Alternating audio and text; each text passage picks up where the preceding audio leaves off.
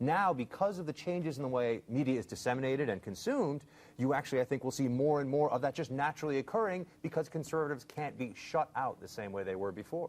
I think you set up a separate structure, but I think you have to. I'm a believer that you absolutely must penetrate the structure that exists. I think it's too powerful. I think it reaches too many people. I think there's too many distortions about us. I agree. I think it's possible to do. In fact, I have some projects I just very well may go to Hollyweird and test out. But I think it's absolutely necessary that you penetrate the structure if you want future generations to not have a complete misconception of who we are and what we stand for. But the internal problems within Greece, I think Greece imploding is the serious worry. 6 to 12 months down the line, probably 12. I think also with respect to the media in terms of the violence and the riots in this country, I think they're very afraid that that parallel gets drawn to the United States in terms of if we don't get our house in order, are we going to see that kind of violence in the streets? Are we going to see that kind of backlash? And that's not a narrative that a lot of people in the media are comfortable with. So I think it creates a hesitance to report on what's happening in these other countries and the extent of what really could be a consequence. Because I think of how, you know, the potential for violence at tea parties was so hyped by the media, but the actual violence at Occupy Wall Street because that was really pushed under the rug. And it seems like we're seeing this all over again with Greece that actually does have a modern history of, you know, great chaos. Enforcing federal laws that we refuse to enforce for political reasons. I think it's a bad strategy, though. I feel really comfortable saying that.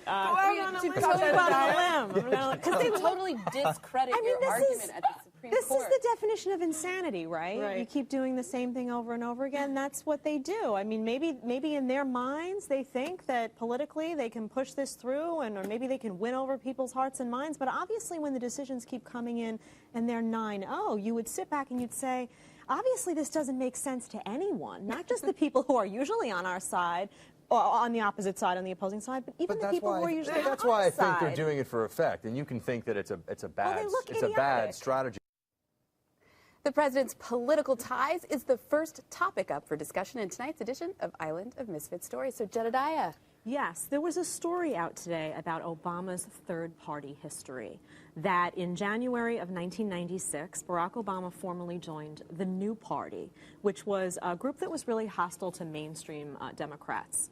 And he denied this in 2008. This came up in the 2008 presidential election. He denied it. His campaign manager denied it. His campaign website denied it. Outright said this is a complete lie. Well, now they have evidence that says he was in fact lying.